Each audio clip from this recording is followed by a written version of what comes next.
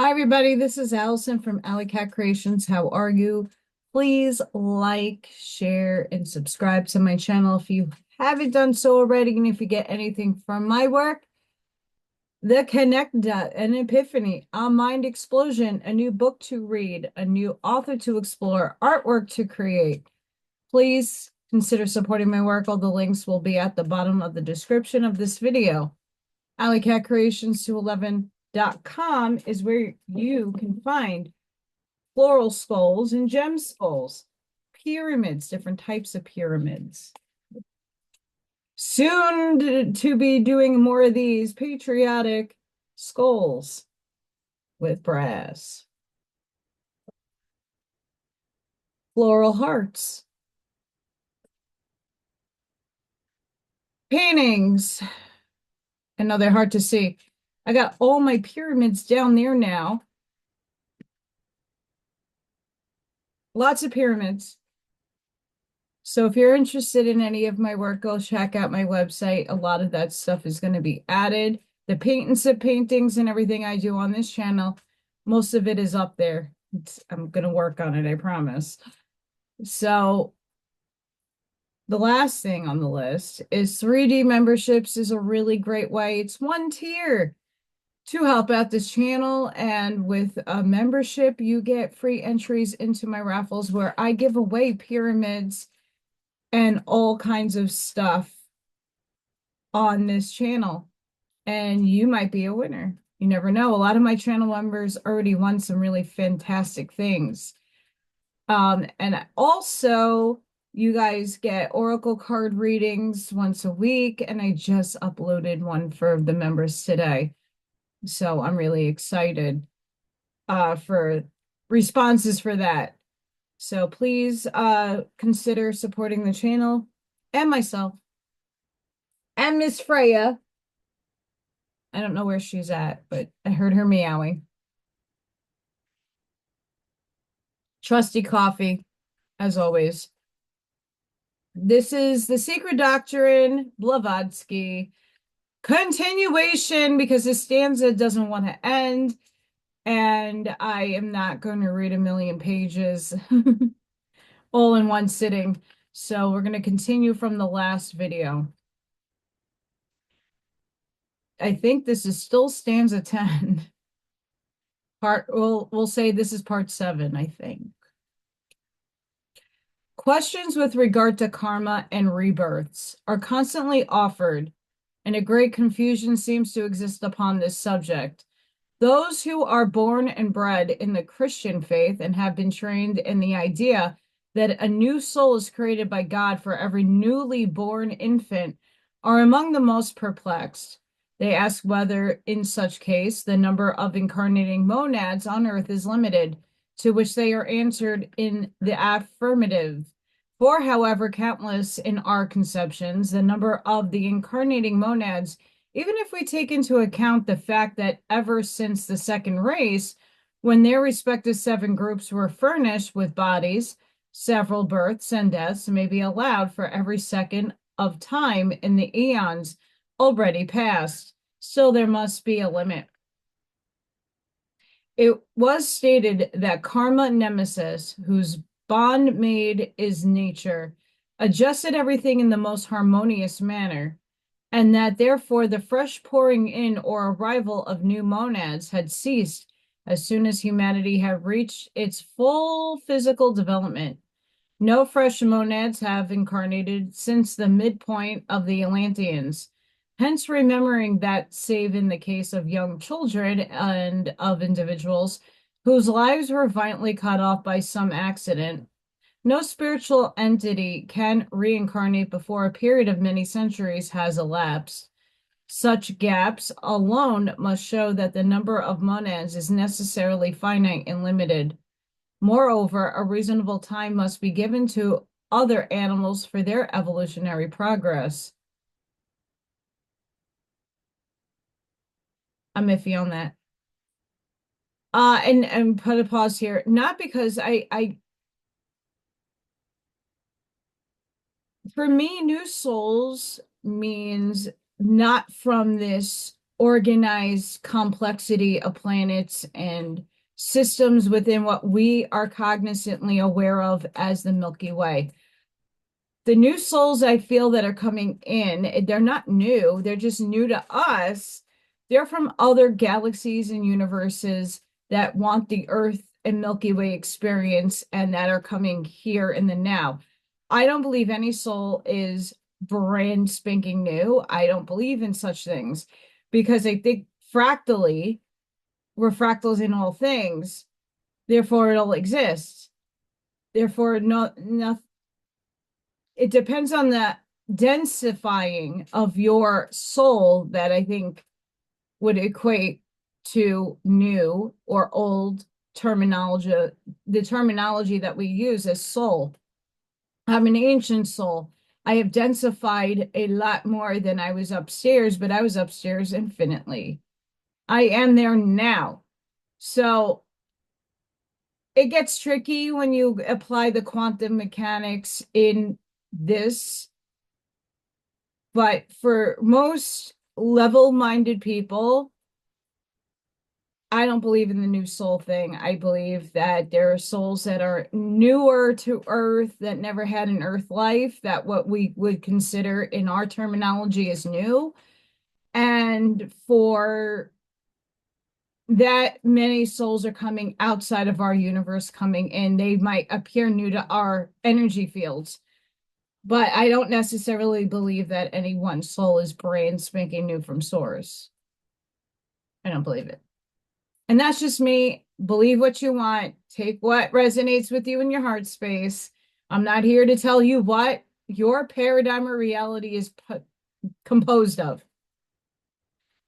Hence the assertion that many of us are now working off the effects of the evil karma causes produced by us in Atlantean bodies. I agree with this. The law of karma is inextricably interwoven with that of the reincarnation.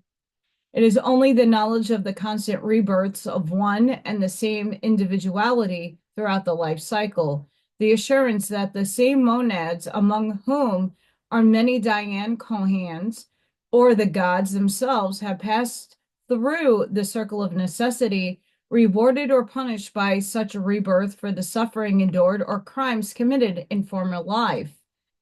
That those very monads which entered the empty, senseless shells or astral figures of the first race emanated by the Pitris are the same who are now amongst us, nigh ourselves perchance. It is only this doctrine, we say, that can explain to us the mysterious problem of good and evil, and reconcile man to the terrible and apparent injustice of life. Nothing but such certainty can quiet our revolt sense of justice.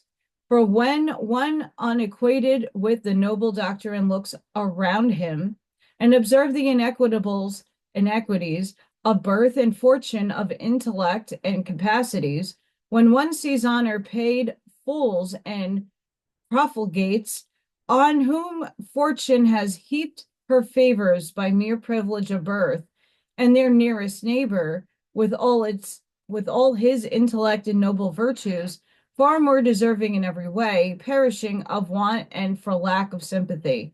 When one sees all this and has to turn away, helpless to reveal the unserving suffering, one's ears ringing and heart aching with the cries of pain around him, that blessed knowledge of karma alone prevents him from cursing life and man, as well as their supposed creator. Of all the terrible blasphemies and accusations virtually thrown on their God by the monotheists, one is greater or more unpardonable than that, almost always false humility with sorry, my mouth is having a hard day today, which makes the presumably pious Christian assert in connection with every evil and undeserved blow that such is the will of God.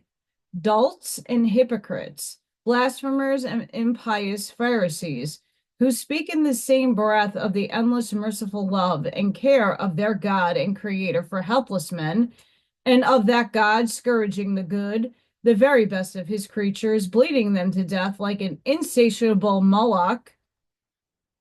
Shall we be answer to this in Congreve's words? But who shall dare to tax eternal justice? Logic and simple common sense, we answer. If we are made to believe in the original sin in one life, on this earth only for every soul, and in an anthropomorphic deity who seems to have created some men only for the pleasure of condemning them to eternal hellfire, and this, whether they are good or bad, says the predestinarian, why should not every man endowed with reasoning powers condemn in his turn such a villainous deity?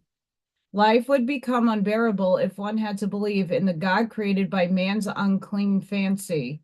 Luckily, he exists only in human dogmas and in the unhealthy imagination of some poets who believe they have solved the problem by addressing him as thou great mysterious power who have involved the pride of human wisdom to confound the daring scrutiny and prove the faith of the presuming creatures. Truly, a robust faith is required to believe that it is presumption to question the justice of one who creates helpless little men, but to perplex him, to test a faith with which that power, moreover, may have forgotten, if not neglected, to endow him, as happens sometimes. Compare this blind faith with the philosophical belief based on every reasonable evidence and life experience in karma nemesis or the law of retribution. This law, whether conscious or unconscious, predestines nothing and no one. It exists from and in eternity, truly, for it is eternity itself. And as such, since no act can be co-equal with eternity, it cannot be said to act, for it is action itself.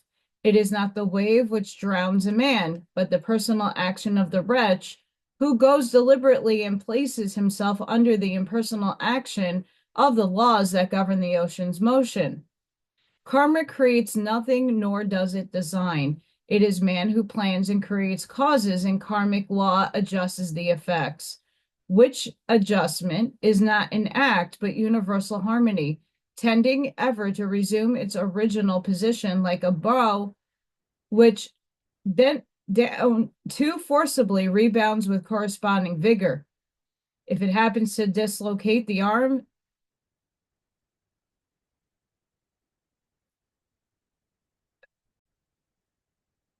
sorry for the pause and the abrupt. I want to explain that I feel like I've already read this and I haven't. And I'm like, wait, did I write the wrong page number? And what goes on? No, so I probably just experienced some crazy overlay of the quantum state of the many worlds interpretation of quantum mechanics, and I leaped into another timeline where I already read this. So please don't mind me. I'm having a glitch in the matrix, and I'm going to continue on. I'm sorry if I don't remember where I left off, so I'm just going to start from here. If it happens to dislocate the arm that tried to bend it out of its natural position, shall we say that it is the bow which broke our arm, or that our own folly has brought us to grief? Karma has never sought to destroy intellectual and individual liberty like the God invented by the monotheists.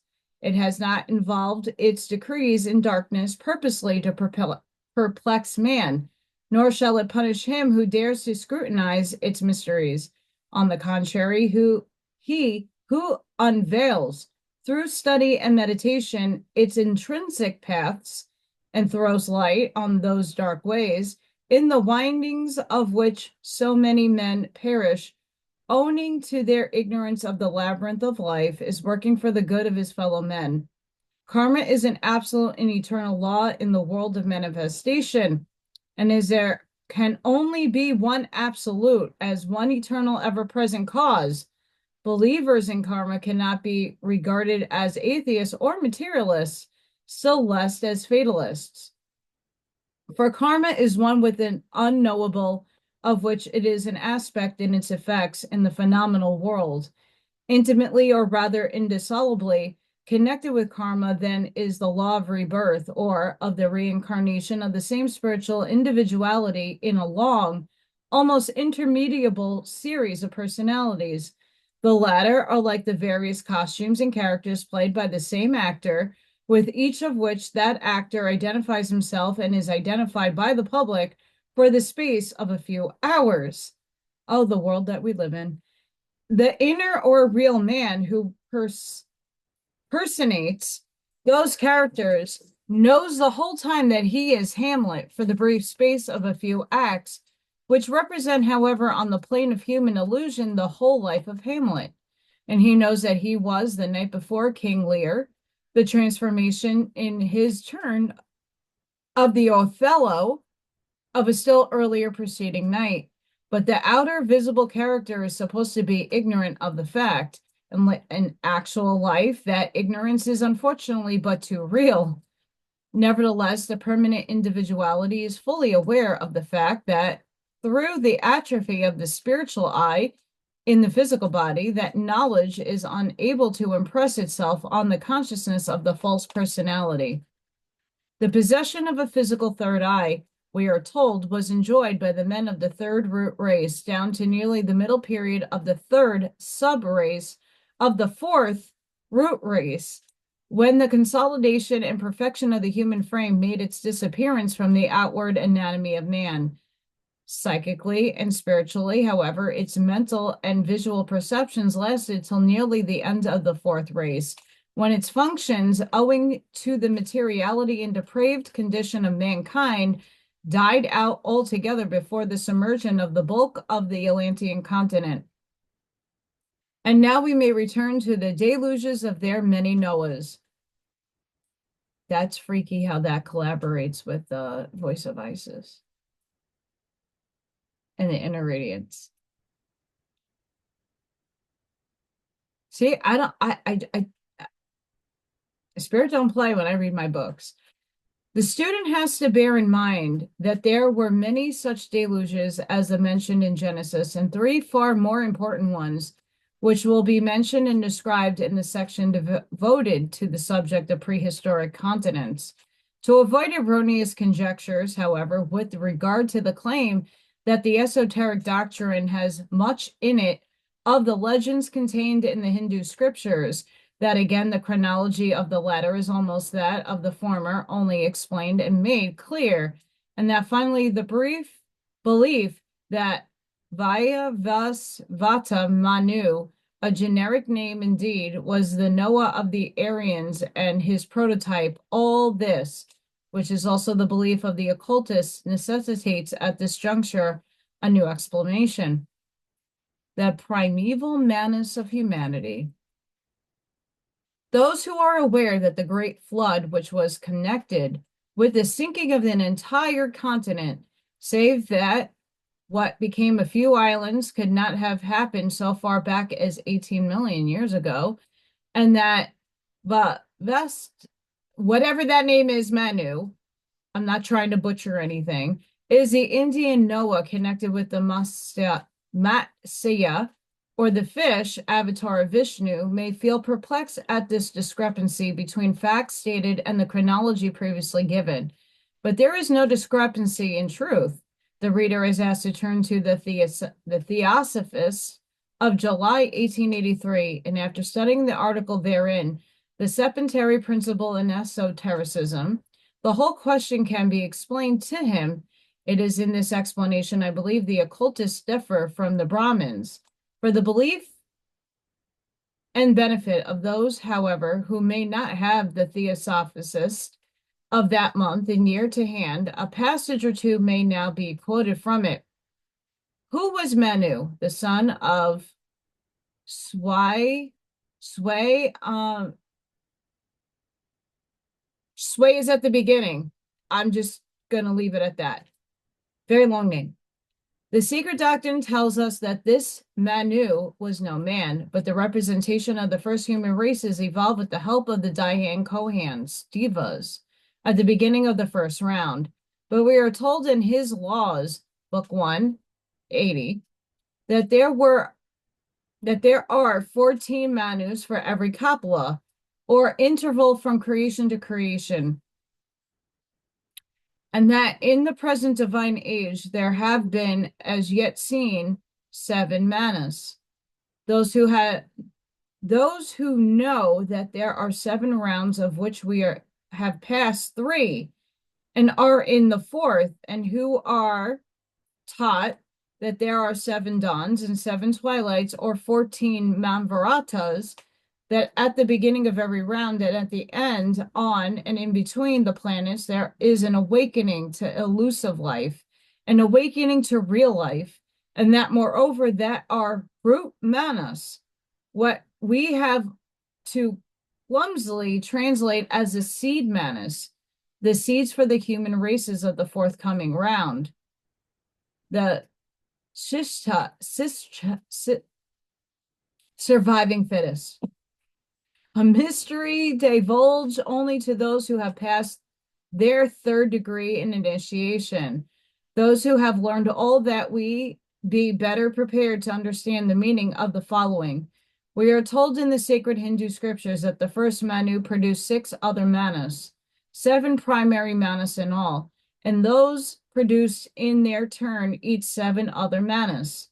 The production of that latter standing in the occult treatise as 7 times 7.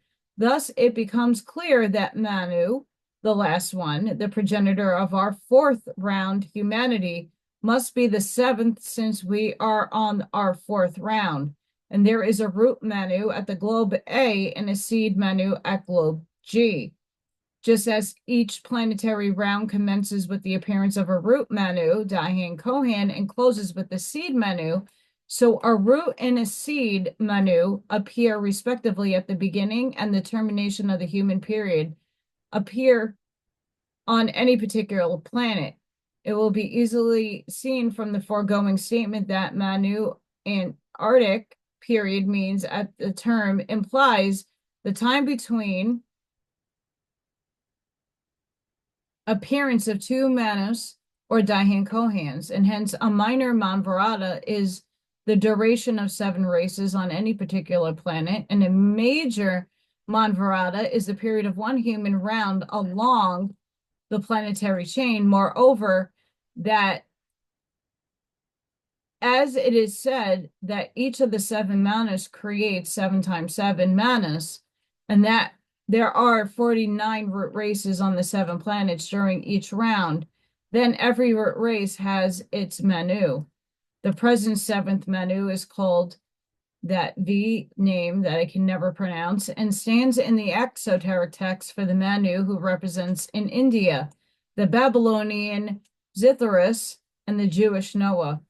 But in the esoteric books, we are told that Manu, the long V word, the progenitor of our 5th race, who saved it from the flood that nearly exterminated the 4th, Atlantis, is not the 7th Manu mentioned in the nomenclature of the root or primitive Manus, but one of the 49 Manus emanated from the root Manu. I know, I guess for clearer comprehension, we here give the names of the 14 Manus in their respective order and relation to each round. What I'm going to do here is share my screen. Hang on.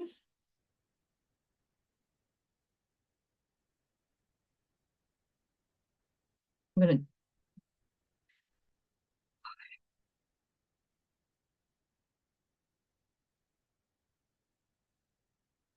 sorry guys, every time I try to like blow up the screen, it shifts in some funkified way.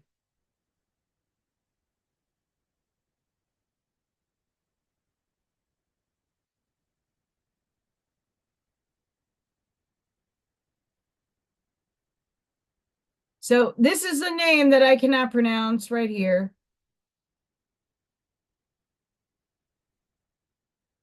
But I figured that you guys would benefit from seeing the things that I cannot pronounce properly because holy moly. Holy moly. Here's Freya, co-host number 4 or 5. 4. What you doing over there, puppy girl? She never comes back here, so hi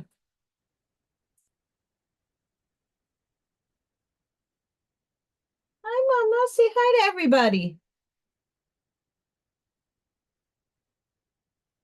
Say I need to lose some weight. She said no. Anywho, back to the book. The long V name, thus through 7 in the order given, is a primitive root Manu of our fourth human wave. The reader must always remember that Manu is not a man, but a collective humanity, while our V word was but one of the 7 minor Manus, who are made to preside over the 7 races of thus our planet.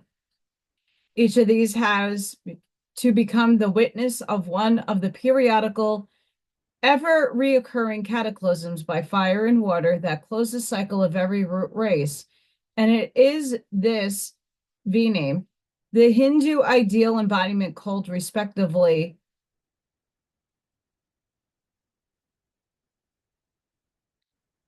Noah and other names, who is the allegorical man who rescued our race when nearly the whole population of one hemisphere perished by water, while the other hemisphere was awakening from its temporary obscuration. Thus, it is shown that there is no real discrepancy in speaking of the V. Manvarata, 18 million odd years ago, when physical or truly human man first appeared in his 4th round on this earth. And the other V name, the Manu of the great cosmic or sidereal flood, a mystery, or again the Manu V of the submerged Atlantis, when the racial V saved the elect of humanity, the 5th race, from utter destruction, as the several and quite different events are purposely blended in the Vishnu and other Puranas in one narrative. There may yet be a great deal of perplexity left in the profane reader's mind. Therefore, as consent elucidation is needed, we must be forgiven unavoidable repetitions.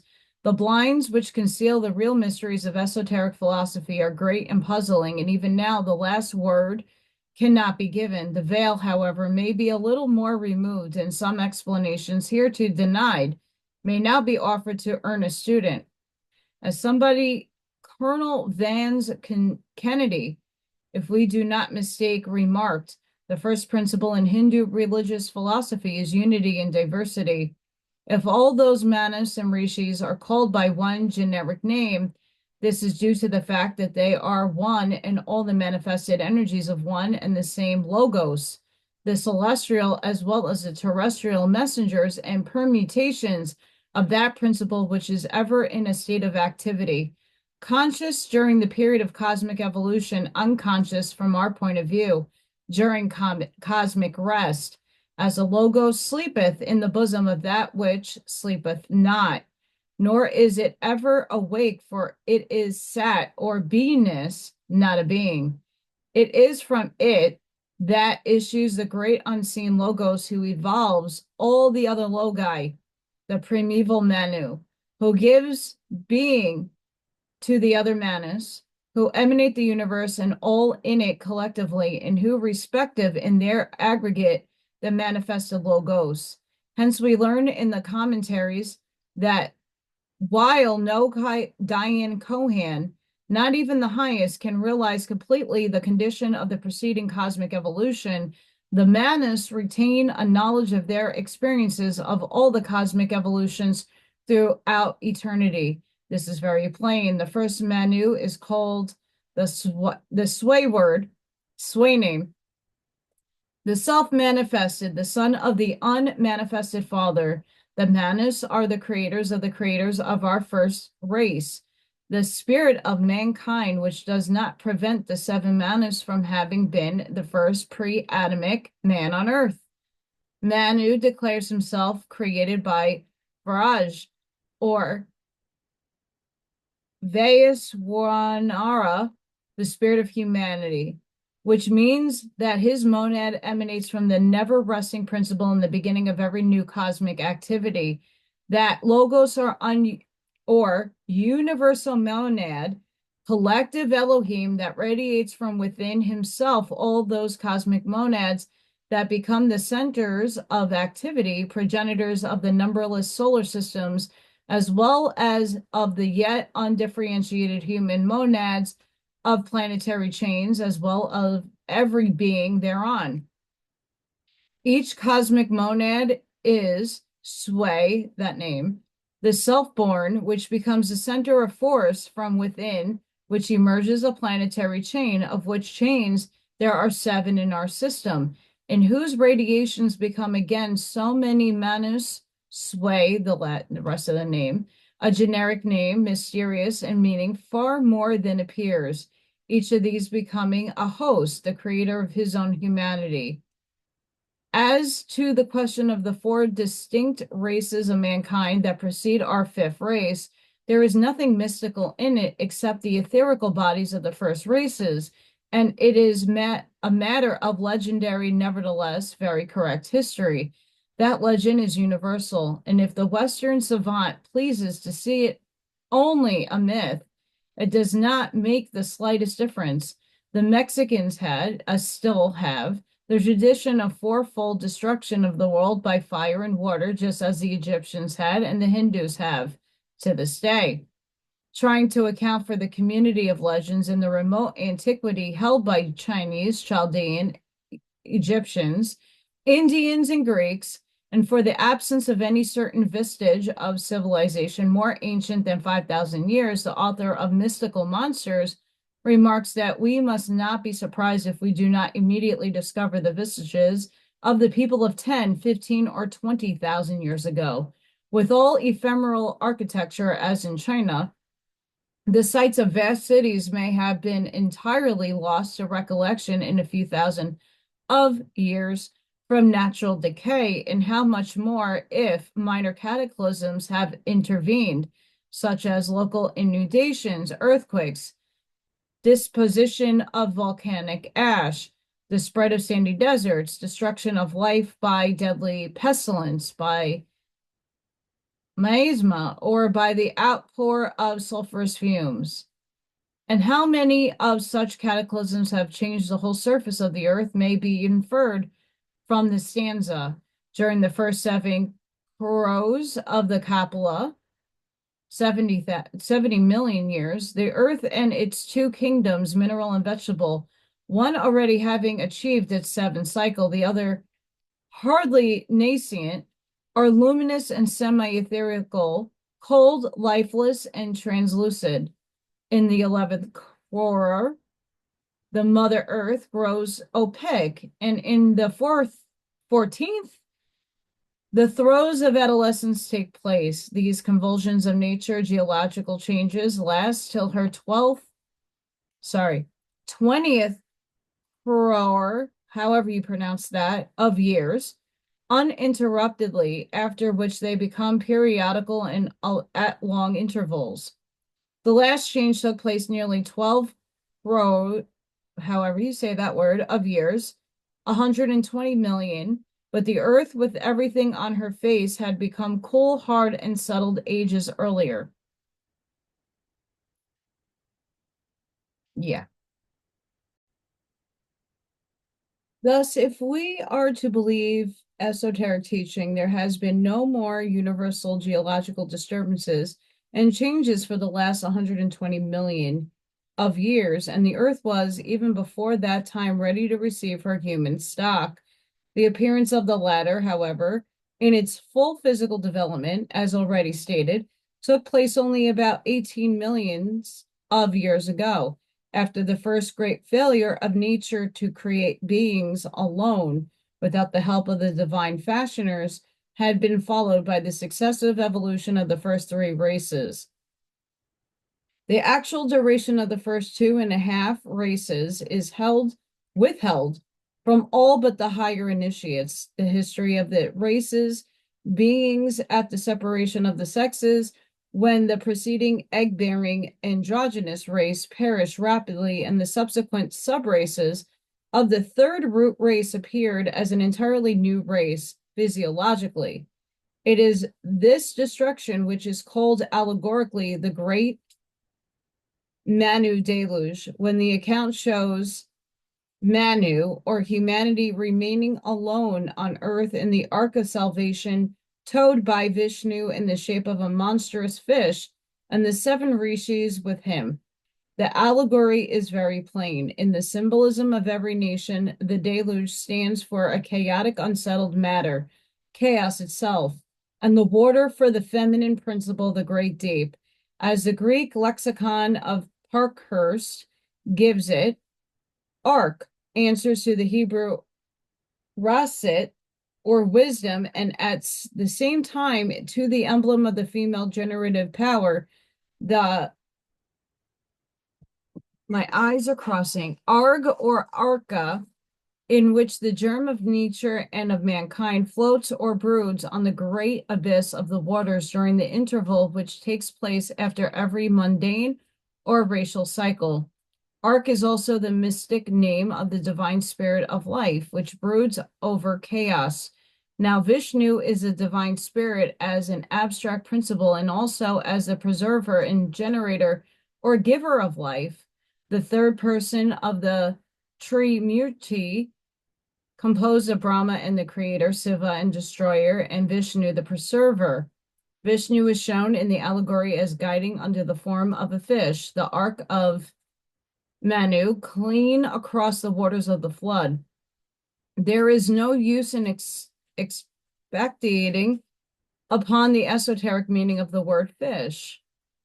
Its theological meaning is phallic, but the metaphysical divine. Jesus is called the fish, and so were Vishnu and Bacchus, the savior of mankind, being but the monogram of the god Bacchus called the fish. As the 7 rishis in the ark, they symbolize the 7 principles which became complete in man only after he had separated and become a human and no longer a divine creature. Nor have we many details about the submersion of the continent inhabited by the second root race, but the history of the third, Lemuria, is given as is that of Atlantis, the others being only alluded to.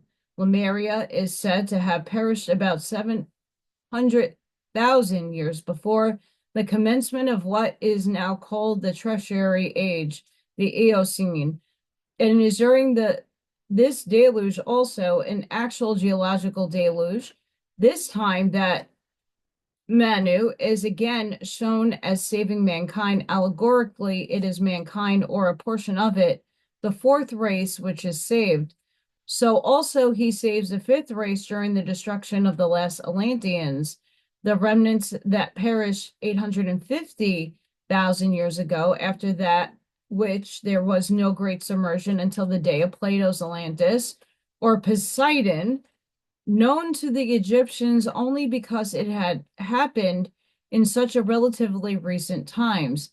It is the submersion of a great Atlantis, which is the most interesting. It is of this cataclysm that the old records, see the Book of Enoch, say that the ends of the earth got loose, and upon which the legends and allegories of Zithorus, Noah, Debalcan, Daily, however, and the tutti quanti of the elect saved have been built. Tradition, taking into no account the difference between sidereal and geological phenomena, calls both indifferently deluges. Yet there is a great difference. The cataclysm which destroyed the huge continent of which Australia is the largest relic was due to a series of subterranean convulsions and the breaking asunder of the ocean floors, that which put an end to its successor, the 4th continent, was brought on by successive disturbances in the axial rotation. It began during the earliest tertiary periods and continuing for long ages, carried away successively the last vestige of Atlantis, with the exception perhaps of Ceylon and the small portion of what is now Africa. It changed the face of the globe, and no memory of its flourishing continents and isles, of its civilizations and science remain in the annals of history, save in the sacred records of the East. Hence, the modern science denies Atlantis and its existence. It even denies any violent shiftings of the Earth's axis and would contribute the reason for the change of climates to other causes, but this question is still an open one. If Dr. Kroll will have it that all such alterations could be accounted for by the effects of naturation and the precession of the equinoxes, there are other men of science, such as S.H. James and Sir John Buddock, who feel more inclined to accept the idea that there are due to a change in the position of the axis of rotation. Against this, the majority of astronomers are again arrayed. But then what have they not denied before now? And what have they not denounced, only to accept it later on whenever the hypothesis became undeniable fact? How far our figures agree, or rather disagree, with modern science will be seen further in the addenda to this book, where the geology and anthropology of our modern day are carefully compared with the same in archaic science. At any rate, the period assigned in the Secret Doctrine for the sinking of Atlantis does not seem to disagree very much with the calculations of modern science, which calls Atlantis Lemuria. However, whenever it accepts such a submerged continent, with regard to the pre-human period, all that can be said at present is that even up to the appearance of the mindless first race, the earth was not without its inhabitants.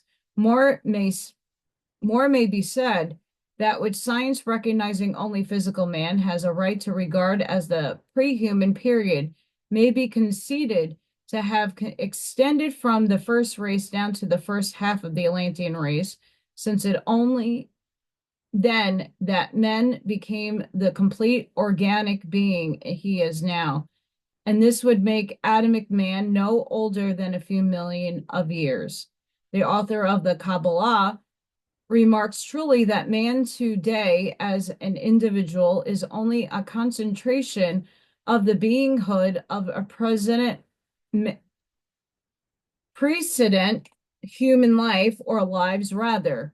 According to the Kabbalah, the soul sparks contained in Adam went into three principal classes corresponding to his three sons: Hesed, Hibel, Jibora, Huayin, and Ra'iman, Seth. These three divided into 70 species called the principal roots of the human race. Said Rabbi Jehuda, how many garments of the incorporeal man are these which are crowned from the day man was created? Said R. Eliezer, the mountains of the world, the great man of the generation, are in discussion upon it, but there are three: one to clothe in that garment the Ruha spirit, which is in the Garden of Eden on earth; one which is more precious than all, in which the Neshma is clothed in the bundle of life between the angels of the kings; and one outside garment, which exists and does not exist, is seen and not seen. In that garment, the Nefsh, however you say that, is clothed, and she goes and files in it, and to and fro in the world. Zohar. This relates to the races, their garments or degree of materiality, and to three principles of man in their three vehicles.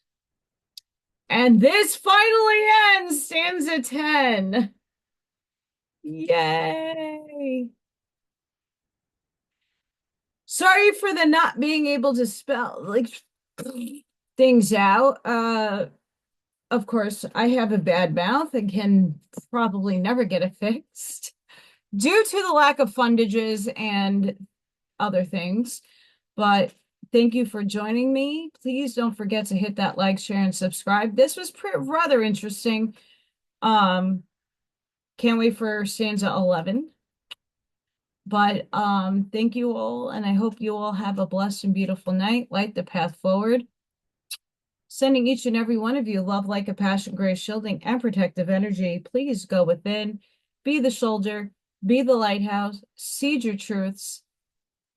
I hope to see you on the next one. Thank you for your support, your love, your everything, and see you on the next one. Bye for now.